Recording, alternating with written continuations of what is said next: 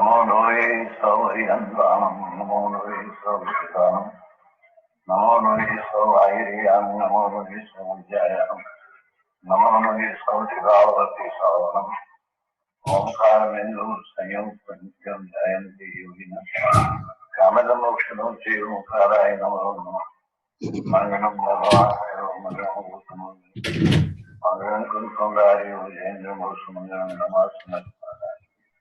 Om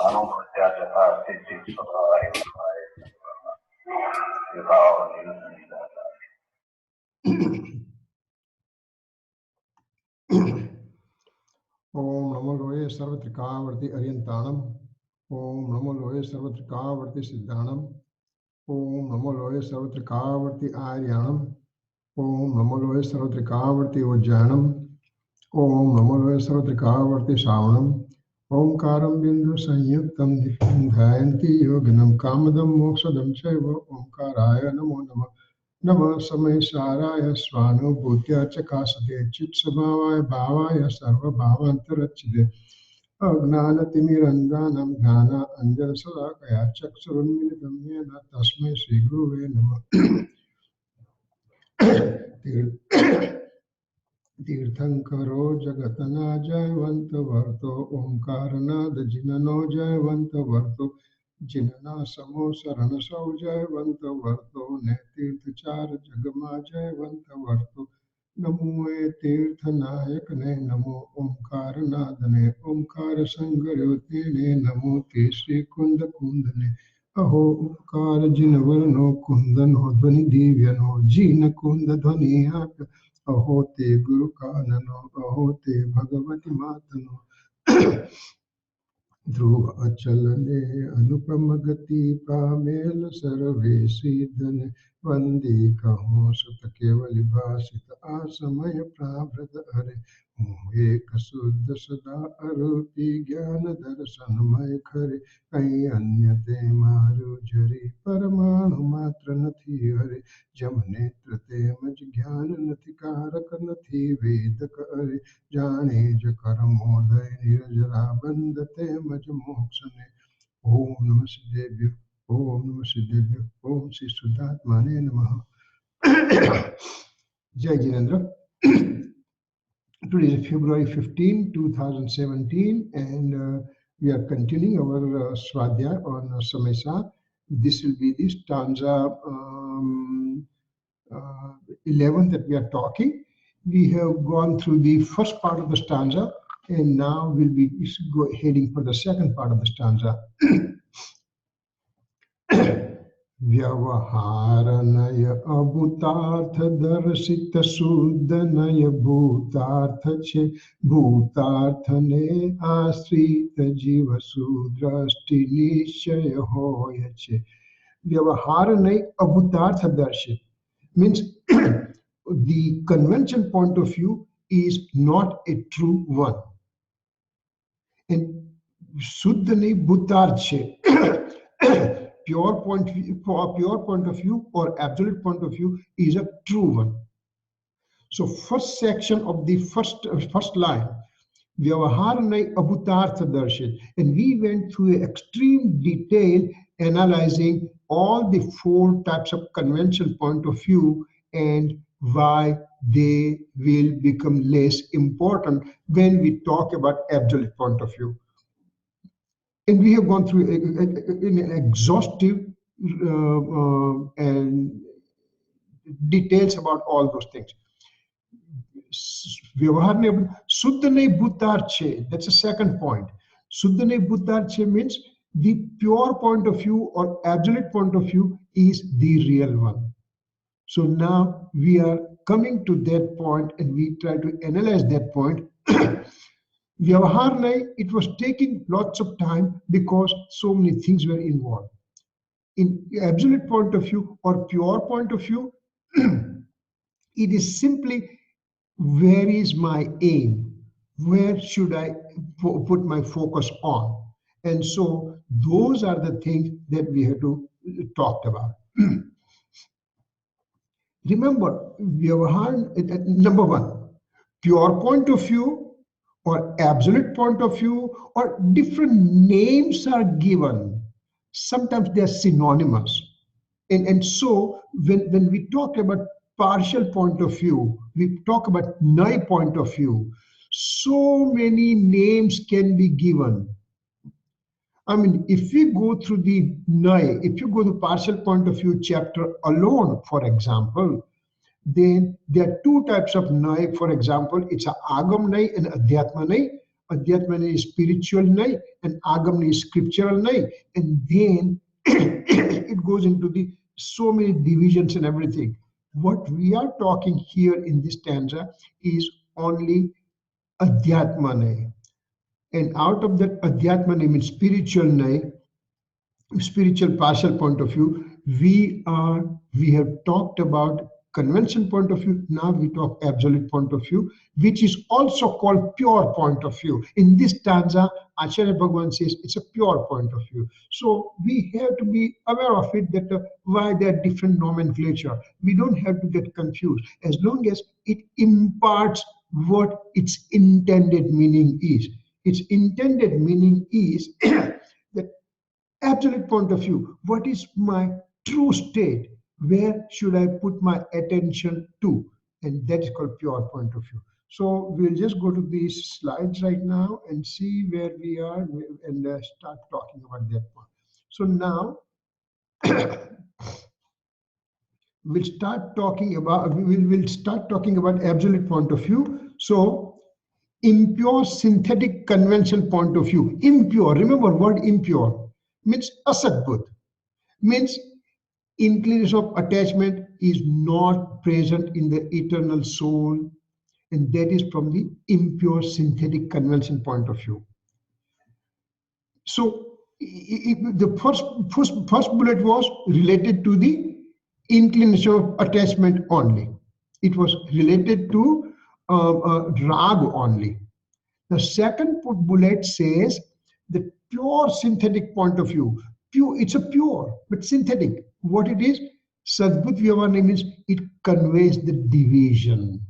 There is something indivisible entity, soul, excuse me, soul as a substance having infinite attributes and having past, present, future, infinite modes are present, and composite thing. They are in unity, they are in unison, they are indivisible. For example, there is a quiet night is there, moonless night is there, and millions of stars are seen in the sky. And this lake is also quiet, and on the lake I see the reflection of those stars.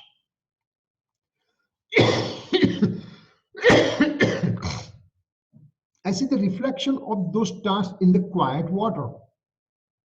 And I said, I want to find it out, where is this exact reflection occurring in this water? So I dive into the water. And when I do that, what I feel, I just feel only pure coolness of water. There are no stars seen, nothing is there. I can't feel that one. I feel the pure nature of the water. Similarly, in soul also, substance is there, infinite attributes are there, and modes are there. But when I dive into the soul, I will just feel indivisibility, the eternal bliss, the unobstructed bliss and happiness. I'll find a peace there. So, excuse me. In the indivisible thing, to make artificial division for our understanding, because I have not experienced the indivisible soul. So Acharya Bhagavan makes division and try to convey the meaning of those things to me. So medium of expression is division. Acharya Bhagavan is experiencing indivisibility, but he cannot express indivisibility, so he has to make divisions. And once divisions are there, I understand through the division the nature of the indivisibility. So pure synthetic point of view, it conveys the division. Both conveys meaning in the form of non-entity. Why? Because the divisions or impurity in the mode in the form of inclination of attachment. Impurity in the modes or the divisions in the attributes, they both are considered as non-entity. Non-entity means, are they not present at all? No, they are present but are made secondary importance. And so both are present as a non-entity. They are present. The presence is not denied, but because they are creating reflective thoughts, so they are made secondary, and when they are made secondary, therefore they are called non-entity, and therefore they are called conventional point of view. So here we have our conventional point of view. Understanding becomes somewhat more solidified. I don't ignore that there is presence of rag within me. I don't ignore that there are indivisibility in the soul substance and everything. So those are the things when I understand, then I have better understanding of who am I. Eternal true nature of the all knower soul substance is the real entity. Everything, the attributes divisions, artificially created attributes divisions, and the modal aspect of anything happening, pure mode or impure mode, but modes. A mode exists for one samay only. So I cannot put my attention to the mode for one, which has life for one samay. So modal aspect as well as artificially created division in the attributes, they are called conventional point of view. So what's a true point of view? What's a pure point of view? So eternal true nature of the soul substance, all knower soul substance, is a real entity. Remember, other twos, we made them non-entity. Even though they are present, we made non-entity and made them secondary. Here, this is the true entity for us. When one brings his attention to it, then he obtains enlightenment. Means he obtains right faith, he obtains samyak darshan, he obtains, he experiences the joy coming from the eternal soul substance. So important thing for us is to understand where I am, to understand the reality, and after understanding the whole reality, where is the important thing that I have to keep attention on it. So now all the knowledge that we have gathered, now we are solidifying and say, where is my final aim? So that's what we are doing, and that will be enlightenment, to have faith directed to eternal soul substance. Rag is present in the mode, it's not denied, but it is made secondary. Divisions are present in the substance, but they are made secondary. Modal state is made secondary even though it is present. No denial. Acharya Bhagavan keeps on stressing this point. And what happens? If I just say, lots of time it happens, if one does not understand the whole gamut of the reality, then he will say only eternal true substance is a real thing and everything else is non-entity. So I ignore that one. And then he just involves himself in lots of worldly activity and still thinks that his aim is only eternal soul substance, and he ignores everything else. He goes on the wrong path and everything. That's not the idea. Acharya Bhagavan says, we are not telling you to ignore these things and go into the wrong path. Soul can do only three things. Suddha bhav means pure nature, pure modification, auspicious inclination, inauspicious inclination. So three things are there. When I am in the auspicious inclination state, rag state, Then Acharya Bhagavan says, no, you ignore that, you make it secondary and aim to the eternal soul substance, aim to the pure nature of the soul. Acharya Bhagavan says, when we say make this secondary, doesn't mean that you go on the wrong side. People get misconception. They say, oh, you know what? Kanchi Swami's side is very good. He doesn't ask you to do upvas and everything. He doesn't ask you to do pratikraman and all the things. So it's very nice. Just eat, drink, and be merry, and you will obtain Samyak Darshan. No, Acharya Bhagavan didn't say that. He said, give this one less important. Auspicious inclination, you give less important. That means, okay, I have done fasting today. I have done fasting for 2 days, 3 days, 1 week, 8 days, 15 days, 1 month.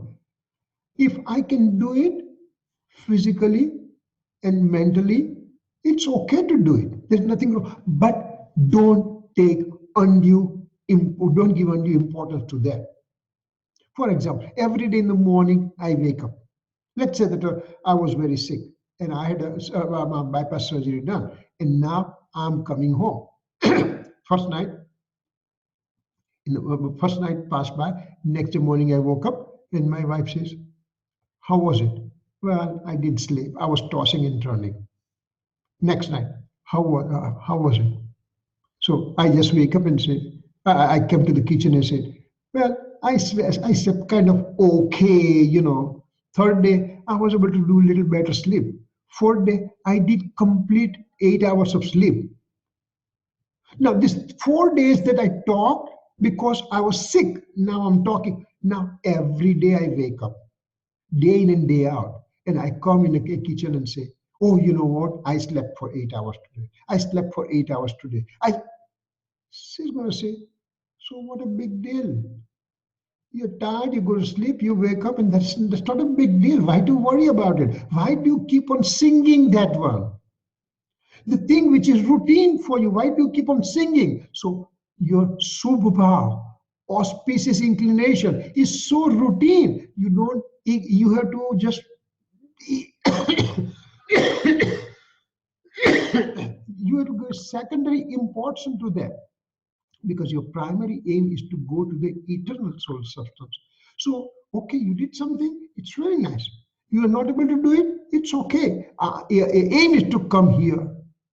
So that's why we have to take the importance away from here. To consider as a non-entity, even though it's present, we consider there as a non-entity. Inclusive of attachment and divisions.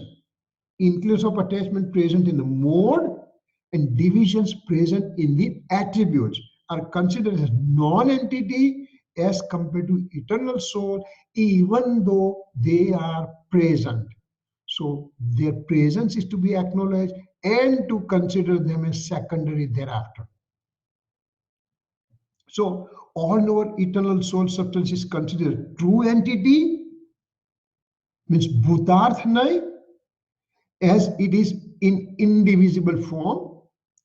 Compared to the eternal self, the divisions are made secondary and thereby non-entity. I have a knowledge attribute, I have perception attribute, I have a faith attribute, I have a happiness attribute, I have personal effort attribute. All those attributes present, but they are made secondary, the divisions. And they are made, so that means modes are made secondary, divisions are made secondary, and thereby they are called conventional point of view.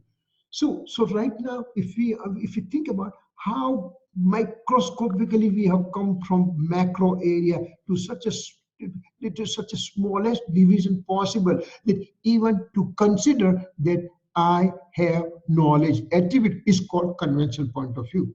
For example, let's say I'm doing meditation right now, and I'm doing meditation, and I just say, I am the all-knower soul substance. I'm the all-knower soul substance.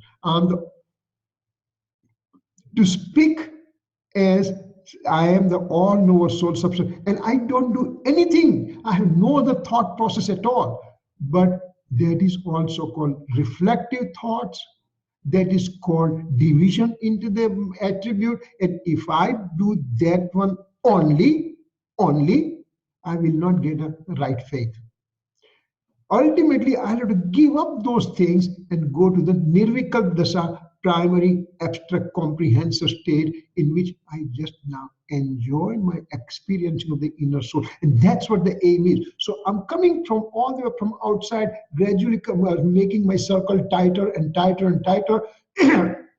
I knock on the door of the soul. Soul's door enter. Soul's door opens.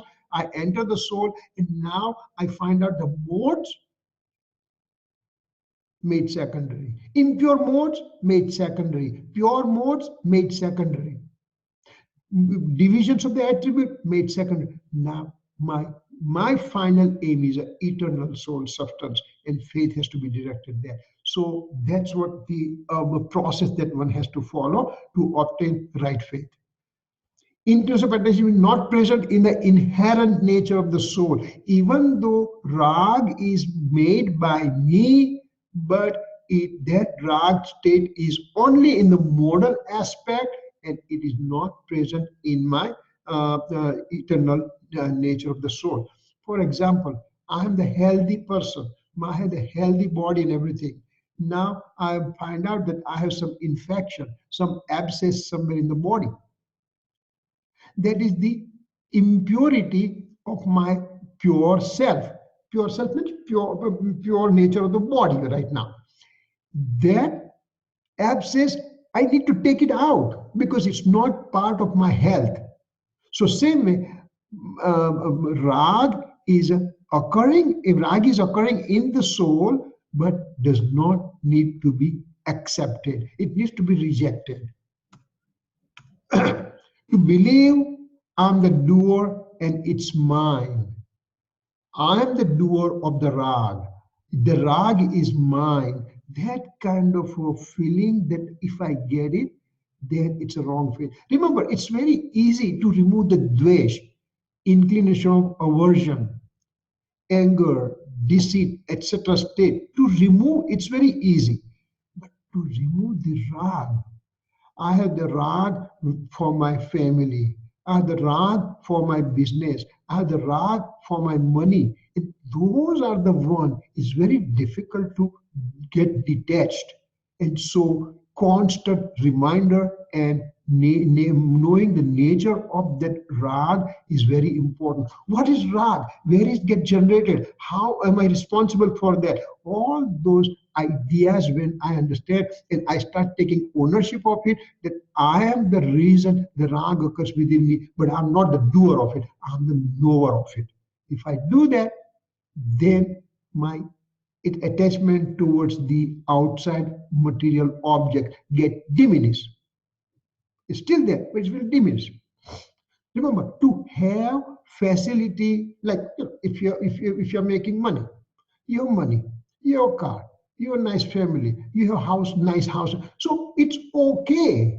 But now if I undue attachment to those things, this is my house is based on the street, and I mean nobody has ever made this kind of arrogance. I don't need to have it, because the facility I got it from the fruition of the old karma in the past.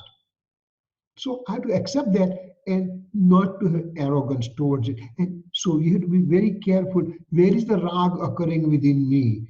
Constantly, we should be aware of it and try to diminish the intensity of rag within me.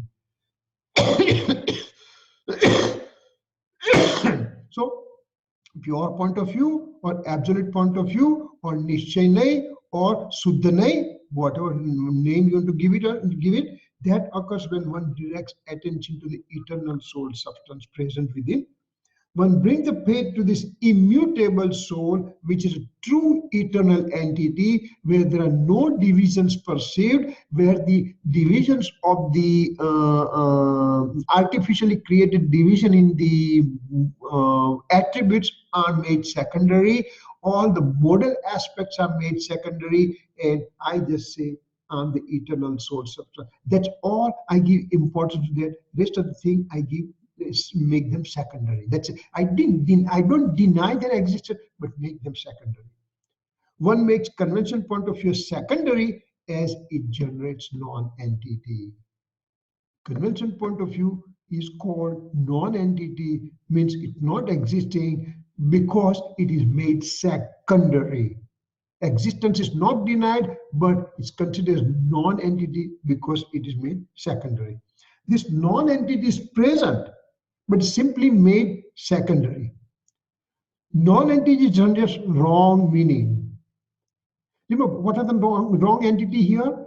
Modal aspect is wrong entity, and artificially created division in the undivided infinite attributes. So they are called non-entity, means abhutarth. The word in the stanza comes abhutarth, means non-entity generating wrong meaning when compared with the true meaning of true nature of the eternal soul substance. Remember, whenever we talk nai, whenever we talk partial point of view, it is always in relation to with something. In relationship with something. For example, here absolute point of view is eternal soul substance. And at the same time, even my mode, my keval gnan mode, my omniscient mode is made secondary, and thereby it's called non-entity. Oh my God, are you telling non-entity to the omniscience mode occurring within me? Are you crazy or what? Compared to what? Compared to what? It's called word sapex, in relationship to what?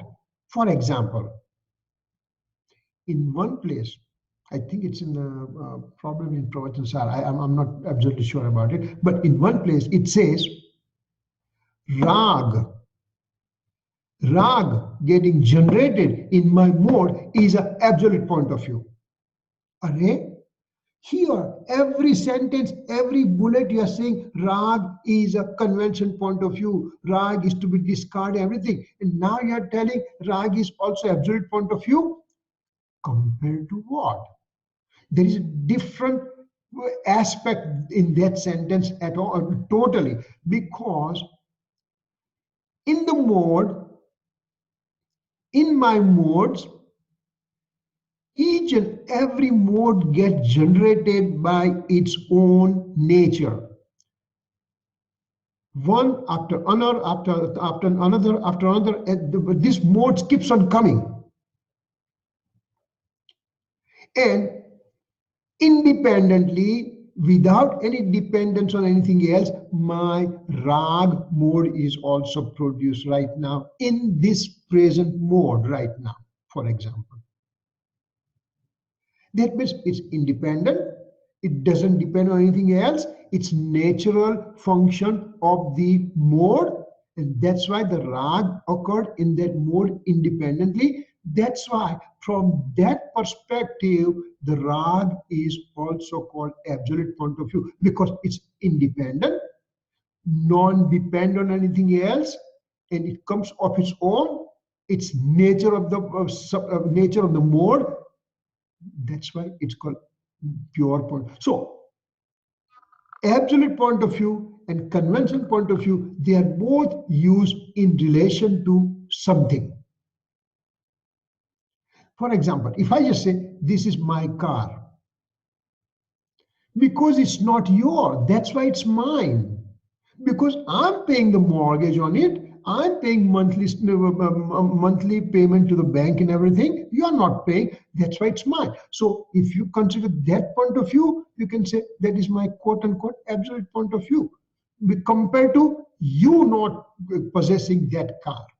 So we have to understand in scripture, lots of places, contradictory appearing statement will occur.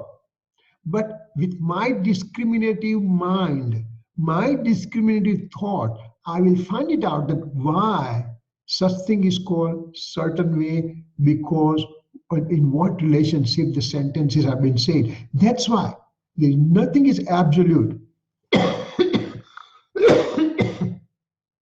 the spoken words uses the relativity. And so we have to have that kind of understanding. So we don't have to get freaked out if somebody says rag is absolute point of view. Then you on your mind right away the light should go on. That oh yeah, because it's in the mode. Mode is independently occurring. Mode doesn't depend on anything else, and that's why that mode is called absolute point of view. So this kind of understanding we are going to develop as we progress in Samaysar. And these are the things, if you talk to somebody else, for example, in Samaysar, in one place it comes, 200, the late 200s, that stanzas are there. Mokshadikar, I think Mokshadikar, yeah. That it says, Pratikaman is Vishkumbh. Pratikaman is poison. Are you telling Pratikaman is poison? So what do I do? Inauspicious inclination, auspicious inclination, pure inclination. Pratikaman is an auspicious inclination, but if I give undue importance to that Pratikaman alone, that means it generates inclination of attachment, and as a result, it generates bondage of the karma. It could be auspicious karma, but it creates bondage of the karma, and as a result, I'll be that much away from my eternal soul substance. So, Pratikaman is called Vishkumbh, means a poison. And apratikaman means no pratikaman is called Amrit Kumbh, means it is called nectar. Means here, even from this auspicious process I'm doing, I need to go here, not here. When it says this is poison, doesn't mean that you just go out and just watch TV and watch ball game and waste your time. No, you aim high. So how those words are used, it's very important for us to understand. Knowledge mode knows knowledge mode knows its own mode. A true sentence. Knowledge mode. I have the knowledge mode right now. It knows knows its own knowledge mode. So that's a true sentence. Now, knowledge mode knows rag. Means knowledge occurs in its own mode, thereby sadbudh, literal point of view.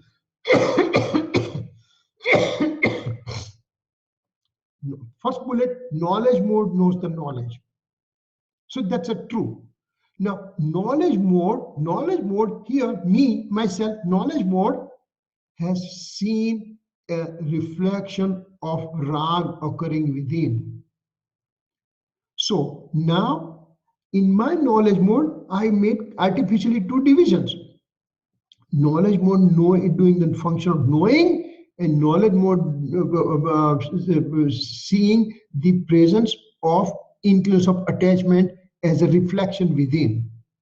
So that becomes the sadbudh, literal point of view. We have gone through this one in great detail.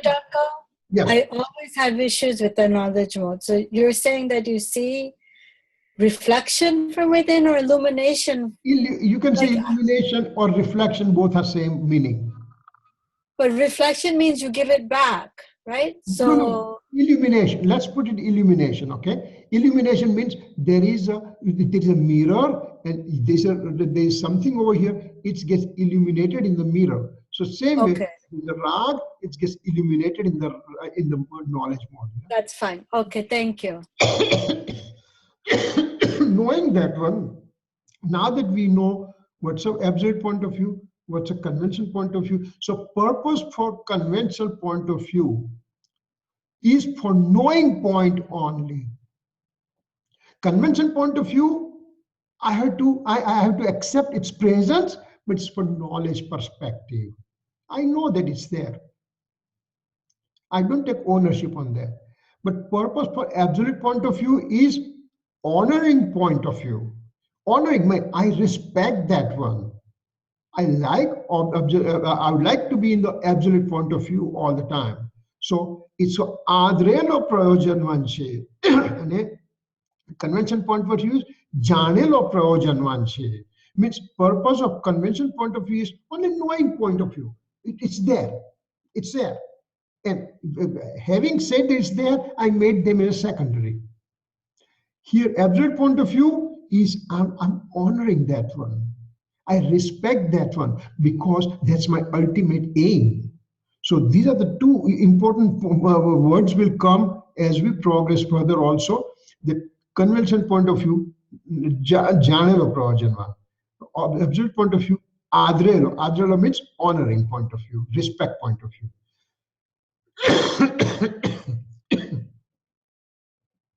Now, pure point of view is an eternal true nature of the self. Suddha naino vishay trikali dhru suddha atma che. Pure point of view. Now, remember, where is a pure point of view occurring? Pure point of view, partial point of view is nai. Partial point of view is nai. This nai always occurs in Sruta-gnan, in scriptural knowledge. Knowledge is divided into 5 parts. Perception knowledge, scriptural knowledge, clairvoyance knowledge, telepathy knowledge, and omniscience knowledge. There are 5 divisions of the knowledge, out of which, as a human being, 5 sentient human being, we have 2 knowledges with us, perception knowledge and scriptural knowledge. And the main action occurs in the scriptural knowledge. What? Excuse me. Whatever I perceive, now I analyze and act accordingly. That's a scriptural knowledge. So nai occurs in the scriptural knowledge only. Telepathy and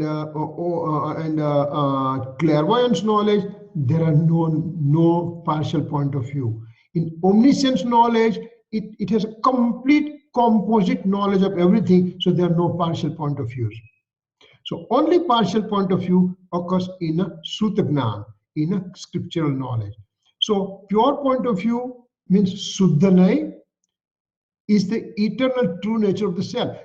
What is my final aim? My aim is to look and bring the faith and settle down my faith on eternal true nature of the self. So when is the Sruta-gnan? Sruta-gnan has partial point of view, and this Sruta-gnan is the mode of the knowledge attribute. He is a soul substance, all knower soul substance, knowledge attribute, and knowledge attribute has a mode, and in that mode, partial point of view occurs because there is a Sruta-gnan there. There is a scriptural knowledge there. Because I'm the sentient human being, I have not obtained omniscience right now. So this modal aspect does the function work. Remember, in the whole gamut of the soul substance is eternal, immutable, never changing, remains same. Attributes, eternal, immutable, never changing, they remain the same. Inert, they both are inert. Only action occurs in the mode. And this mode having action, this mode having Sruta-gnan, this mode having scriptural knowledge mode is doing partial point of view, and now it says I'm going to look at the eternal soul substance. So what's the object for this mode? What's the object for this Sruta-gnan mode? So what's the object for this scriptural knowledge mode? Object is eternal true nature of the self. So Suddha Naino Vishay, the absolute point of view's object is eternal, eternal, pure, all knower soul substance. So remember that only division, the Nai will only occur in a Sruta-gnan. We have a Sruta-gnan till we obtain Keval Gnan, it will remain Sruta-gnan. Avdignan, I mean, clairvoyance knowledge and telepathy, they don't have none within them. Actually, now, so what happens here? Where is the action getting done? Action for the pure point of view is getting done in the mode. But wait a second, now you are confusing us so much that before few slides before you said you have to make the same mode secondary and everything, and now you are saying the pure point of view is occurring in the mode. What are all these confusing sentences coming out? Well, remember, I'm into the circumference of this soul right now. I have entered the soul, and I said, where are the actions occurring? Then soul substance says, I'm inert. Attribute says, I'm inert. Mode says, okay, you know what? I'm doing action. So, okay, mode, rather than looking outside, you direct your attention to the eternal soul substance. So, mode is doing function of bringing faith to the eternal soul substance. Once again, mode is doing the function of bringing faith to the eternal soul substance. While this action is going on in the mode, action is occurring in the mode, but my object is eternal soul substance. My mode's job is to bring attention to the eternal soul. So eternal soul substance becomes important. And so at the time, mode, where the actual action is going on, is made secondary. So even though action is occurring in the mode, even though we acknowledge that action is occurring in the mode and everything, and it is directing attention to the eternal soul substance, but my object is eternal soul substance, and so I make that one as a primary, and mode also I still make it secondary, even though it's present. So it becomes kind of a very oxymoron that at one sentence we are saying, yes. Go ahead. Yeah, exactly, because we want to make the object something that we don't even know or understand. So that's the weird part is but it all happens at one samay. You get the faith and the attention. Yep. What do you mean by vishay in English? Vishay is object. Object means I'm the subject and you are the object. I'm doing the function of seeing and you are the object that I am seeing you. So you become the object and I become the subject. I'm the action and you are the passive person. You are just simply present there as an object. So what did you see? All this knowledge that I'm getting it, number one, I already find it out that outside of the soul, my sphere of action is none. Having said that, I enter into the soul's domain. When I enter the soul's domain, then, then I found out soul as a substance is inert, attributes are inert, and only action is occurring in the mode. So my only help is a mode through which I can do any kind of actions. Now, I understood from all these things that my real nature is eternal soul substance. So I tell my mode, look at the eternal soul substance. Bring the attention to there. And so the object becomes important, not the doer, not the mode doing action. So mode is doing action, but that action is also made secondary. And my aim is an eternal soul substance. Now, it becomes very awkward way of presentation and everything. And it's very difficult to understand. But if we have come all the way up to this stage, now we understand action is only occurring in mode. So I have to take support of the mode. There is no doubt about it. But taking support, I don't give undue importance to that mode because important thing is my eternal soul substance, which is inert, sitting there, doing nothing. So I have to just look at that one. I'm doing function. Let's say that there is one example I give. That one guy, no, that won't be the right example here. But I want to see Prime Minister. My eyes are doing function of looking at Prime Minister. My eyes are saying that, okay, you're meeting Prime Minister. What is important? My looking at it, feeling of it, or it is the object, which is Prime Minister, that I'm meeting? What is more important? Even though action is occurring through me in my mode, but Prime Minister meeting is more important for me. So this is the Prime Minister. My eternal soul substance is the one that I'm going to meet, and that becomes important for me rather than who is doing the action of all these things. So that's the second point. Actual pure point of view is a mode of a part of scriptural knowledge, all called sacred knowledge or Sutagnan. So action occurs in Sutagnan. Pure point of view mode illuminates the eternal pure true nature of the soul. Now remember, Sutagnan or Matignan or Audi Manaparya Kevalgnan, all the knowledges, they have one function, and one function is to have self and alien illumination property. My knowledge mode has a self and alien illumination property. When I'm directing my attention to the outside world, then I'm seeing this book over here, I'm seeing this phone over here, I'm seeing quite a few things over here. But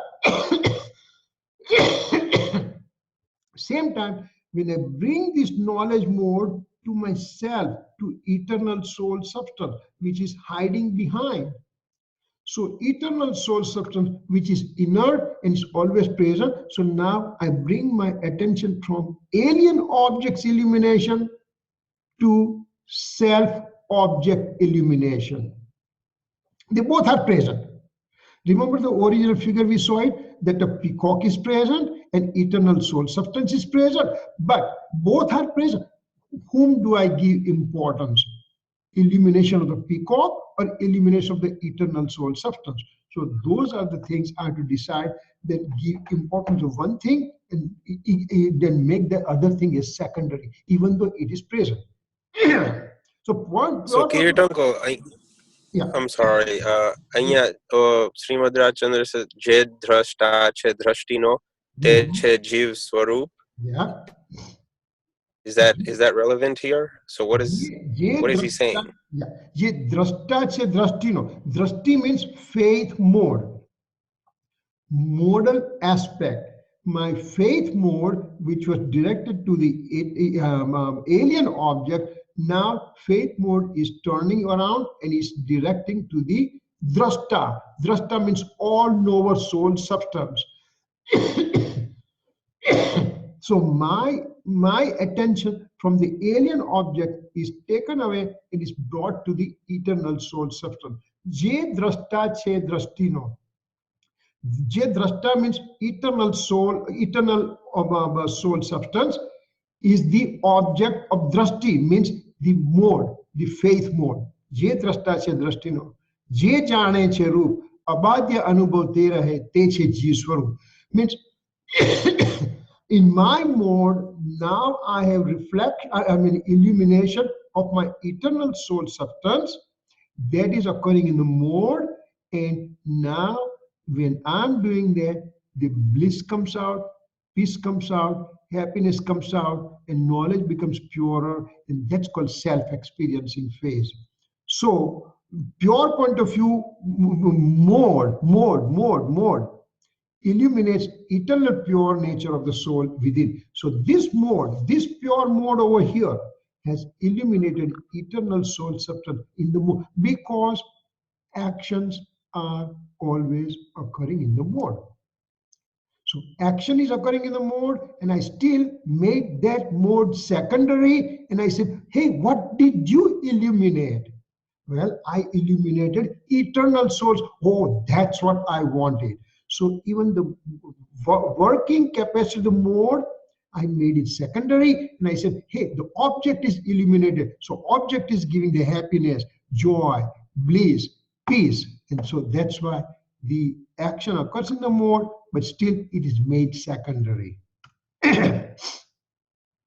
Even though it is mode, remember, the action occurred in the mode, but one takes the attention away from this mode and concentrates on eternal true nature of the self. So Gurudev tried to explain to us, remember, he has an experience.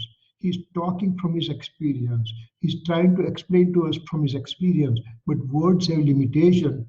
And so whatever we understand from him, whatever we understand from the discourses given, then it is our duty to reconstruct the picture in our own psyche and then go towards that.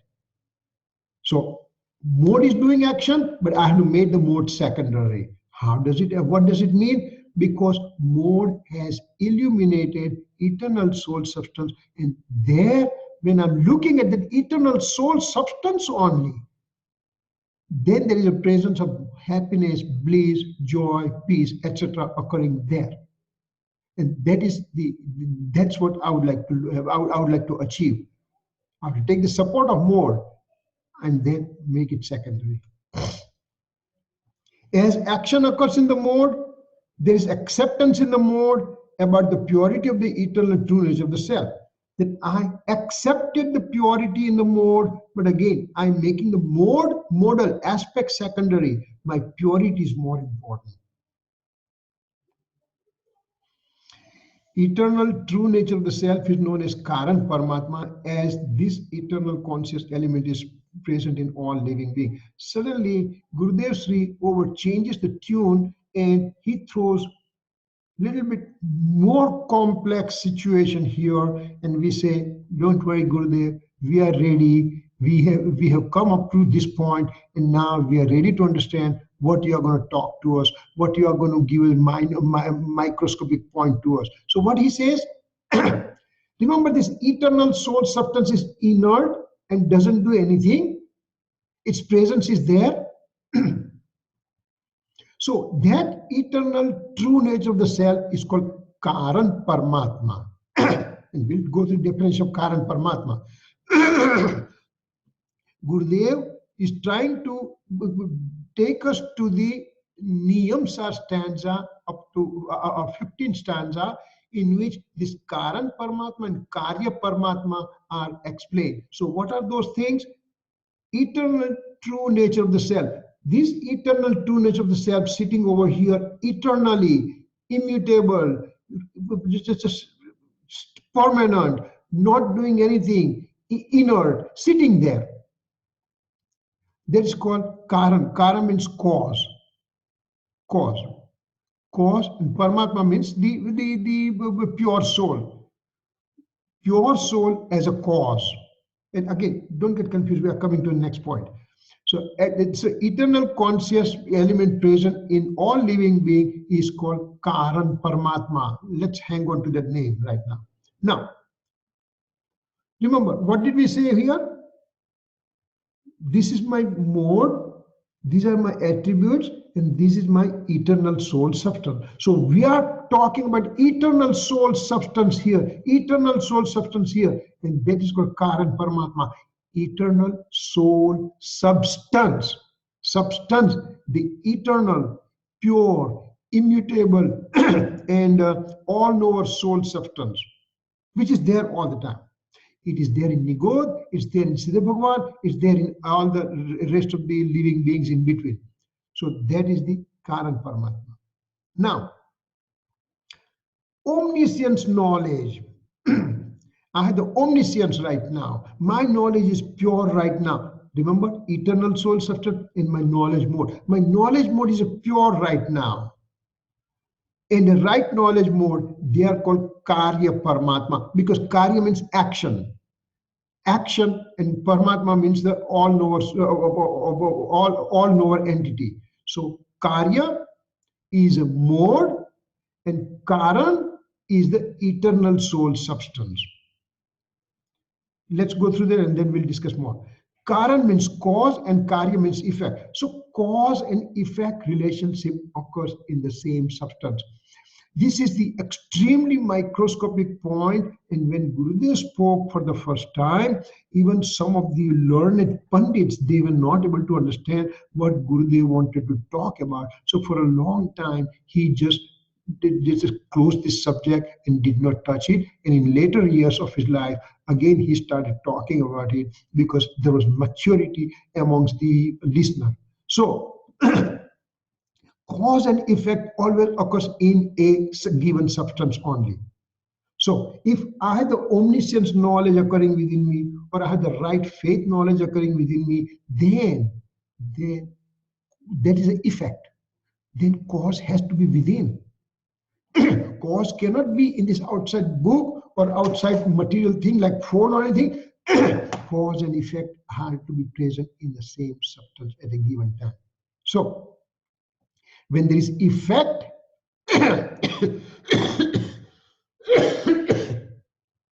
when there is effect, cause has to be present. When there is effect, cause has to be present. And effect is present in the soul, then cause has to be present in the soul also. What's the effect here? Omniscience knowledge, or enlightenment knowledge, or right faith knowledge. That's my effect occurring in the mode. So if that effect occurs, where is the cause? Cause is an eternal soul substance. Eternal soul substance is a cause. So ultimately, when I, with my own personal effort, direct attention to the eternal soul substance, then in the mode, the effect is seen in the form of omniscience or the right faith or enlightenment, whatever you want to say those words. So purity is generated in the mode when I bring attention to the eternal soul substance. So eternal soul substance becomes Karan Paramatma. It becomes the cause for this action. And pure mode occurring within me is become Karya Paramatma, means the effect of the reaction. Kirit uncle? Yeah. I didn't get everything on this slide. And So I was, maybe I'm tired, but if it's possible for the next week to start with this one. Yeah, we'll be doing that. We'll be doing that. So we'll wrap it up, and then so this cause-effect relationship is perceived in a given substance only as they have inherent relationship. Cause and effect, they have inherent relationship. Wherever there is cause, effect has to be present, and effect is there, cause has to be present, and cause effect remains in one substance only. So if we say effect is in the form of a mode, then cause has to be present in the soul substance, and it will be eternal soul substance becomes a cause for that. Eternal trueness of the soul is known as Karan Paramatma only when the effect in the form of pure knowledge mode is perceived, means Karya Paramatma. This is a little difficult subject, and it will need a slightly more time, and we will just do that one because we are just almost running out of time right now. But this is a kind of a thought for the week that you can just think about what it means and everything, and we'll be talking more about it next week. Any questions? Kirit uncle? Yes. This is really interesting. અહીંયા આત્માની બદલે પરમાત્મા લીધો એનો કઈ ઓલો significance આપણે વેદાંતમાં બી પરમાત્માનું થોડુંક બ્રહ્મા ને એવો સ્વરૂપ almost like the entire cosmos એનું કઈ કારણ છે પરમાત્મા લેવાનો શબ્દ અહીંયા? Paramatma means param means pure. Okay. Pure Atma is Parama, or Supreme Soul. Supreme Soul is me. I am the Supreme Soul. There is nobody beyond me. I am the Supreme Soul. That's why Gurudev said that Tu Paramatma che em nakki kar. First, the listener said, Gurudev, आप परमात्मा छे ये तुमने नक्की कर तक नहीं, तू परमात्मा छे ये पहला नक्की कर. Means that you are the supreme soul. Accept that fact. And so that's why the words have limitations, so other philosophies may use as a all-encompassing eternal soul substance present in the universe. And those are not the one that we are using over here.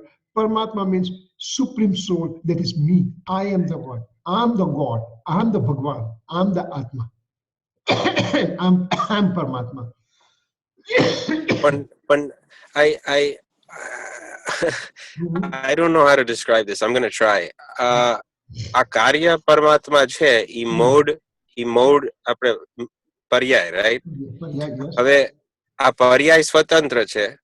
હવે everything that I experience in my life is not because of the thing that I'm experiencing, is because I'm experiencing the paryai. Yes. Right? I'm not experiencing ene lafomairo. I'm experiencing paryai ivy. So that way, everything that's going on in the whole universe is only happening because it's happening in my paryai. In my paryai, yes, yes. So now So in some sense, a paramatma, paramatma, barabar se supreme soul ni j વાત છે, but it's related directly to the entire universe in some way, because no.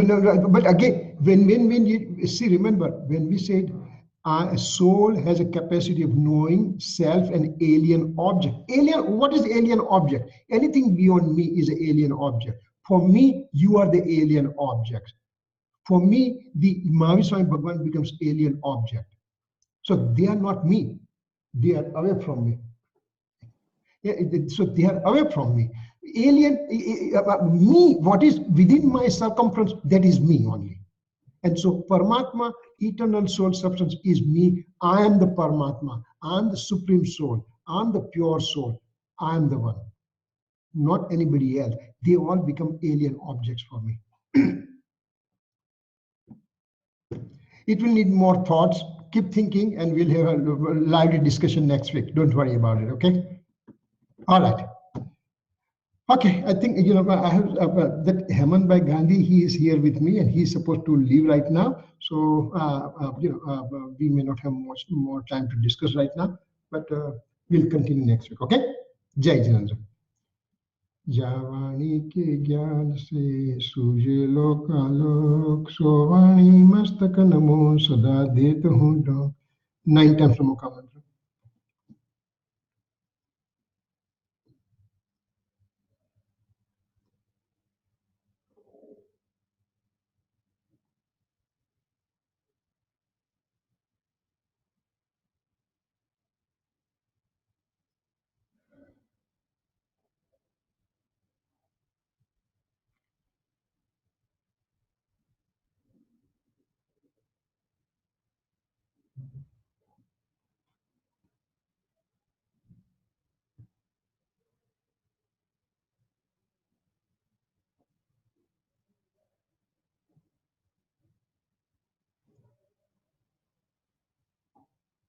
Jai Jinendra.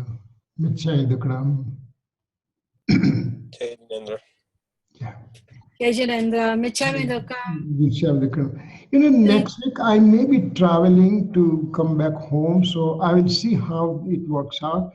Maybe we may have to postpone for it because I'll be traveling Tuesday night and arriving Phoenix Tuesday afternoon. So we'll see how it works out, okay? I'll send the email. So Kirit uncle,